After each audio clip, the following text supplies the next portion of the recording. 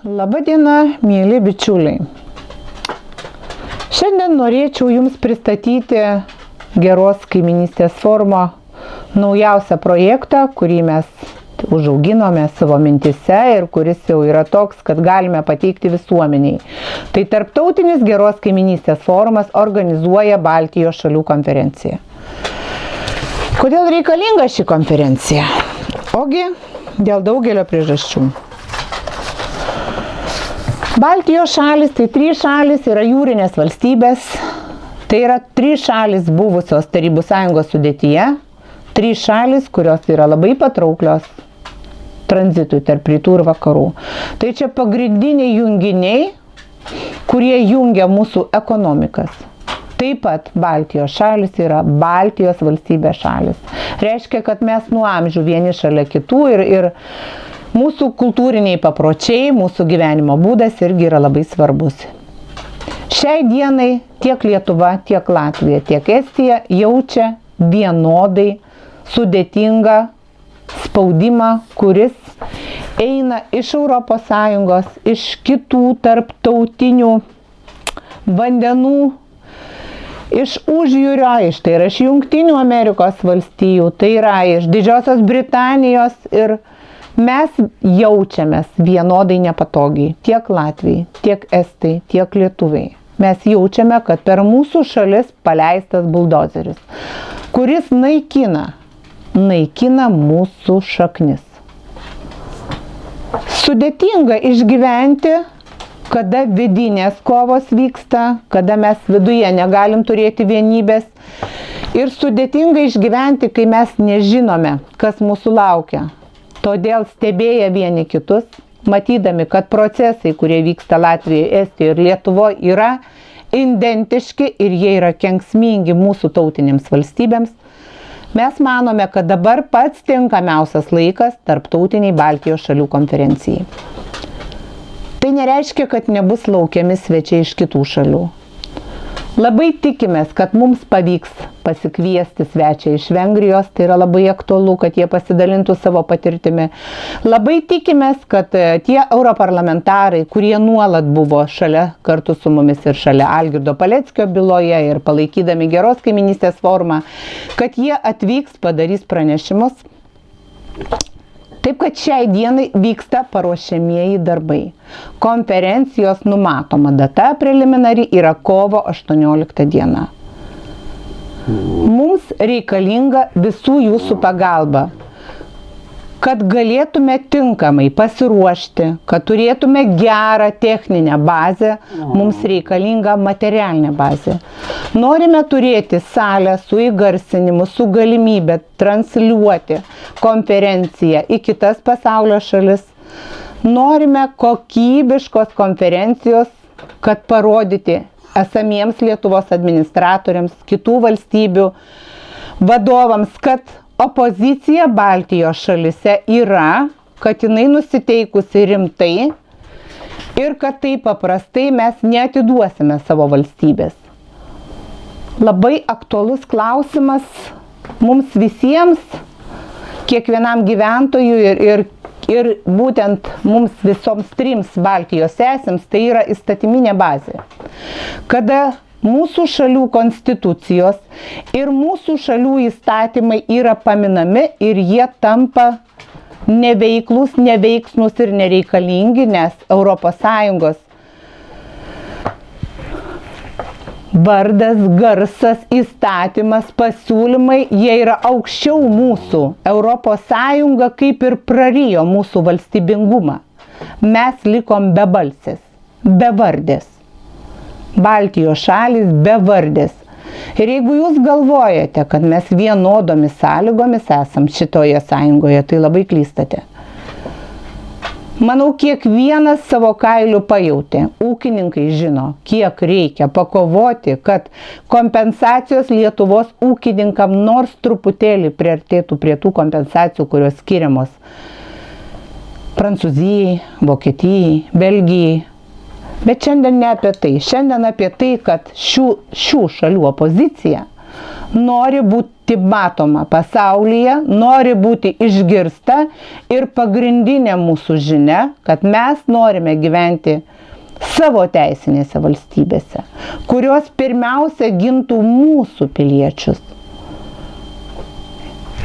Kalbėdama galvojau, kad nepaliesiu Ukrainos temos, nes jinai yra skaudi, jinai ta tema, kuri mus skirsto. Tai yra ta tema, kuri mus veda į konfliktą ir ta tema, kuri mus tiesiog atidalina į stovyklas. Bet neįmanoma nekalbėti apie tai, kas yra. Tugi negali užsimerkti, jeigu lyja lietus, tugi nesakai, kad saulė šviečia. Tai va tas lietus, toks negeras, audringas lietus iš Ukrainos, kuris nukreiptas vėlgi iš vienos pusės, kaip ir žmogiška tendencija, žmonės bėga nuo karo ir tai yra tos šalis, kuriuose glaudžiasi. Iš kitos pusės ES vykdoma politika verčia mus vis stipriau ir stipriau veltis į šitą karinį konfliktą, atiduodant ne tik tai žmogišką į faktorių pagalbą, užuojautą, bet tampant jau ginkluoto šito konflikto nariu. Žinome, kiek žmonių iš Lietuvos, iš Latvijos, iš Estijos, iš Lenkijos kariauja Ukrainos žemėje. Aš nežinau, koks stimulas, kokia motyvacija tų žmonių ten kariauti ir žūti, aš neįsivaizduoju. Bet tik žinau, kad tai yra skaudu mūsų tautoms. Mes prievarta esame tame kare, tame konflikte ir konferencijoje aš manau, kad pasistengsime paliesti tą klausimą taip, kad nesusipriešinti. Pasistengsime pakalbėti ir apie jį. Todėl, kad tarptautinio geros kaiminystės forumo pagrindinė misija yra taika. Ir dar kartą primenu, kad su taikos kreipiniu mes nusiuntėme savo laišką į Jungtines Amerikos valstijas. Mes nusiuntėme tokį pat laišką Ukrainos prezidentui. tą pačią žinią mes perdavėm Rusijoje, Baltarusijoje, tą pačią žinią, taikos žinią mes skleidžiam Lietuvoje. Ir kaip liaudės diplomatijos atstovai mes visada sakom, kad paprastam žmogui, piliečiui reikia taikos, laimės, meilės, saugumo ir šviesios ateities jų vaikams. Tai manau, šitą temą mes irgi pristatysime, kiekvienas iš savo patirties, kiekvienos mūsų šalies. Patirtis čia kitokia, aš manau, kad skaudžiausiai ko gero nukentėjusi Latvija šitoj vietoj, bet apie tai išgirsime iš pranešėjų, kurie atvyks, pasisakys.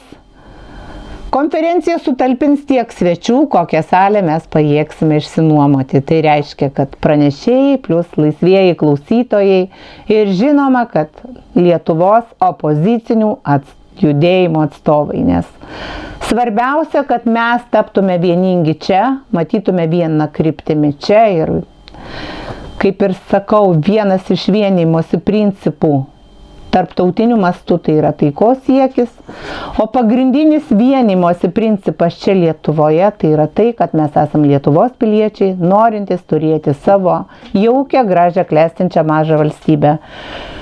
Bėgančią eilutę mes pristatysime jums sąskaitą, į kurią jūs jau dabar galite pervesti pinigėlius, jeigu tai leidžia jūsų pajamos, jeigu jūs manote, kad tai to reikia.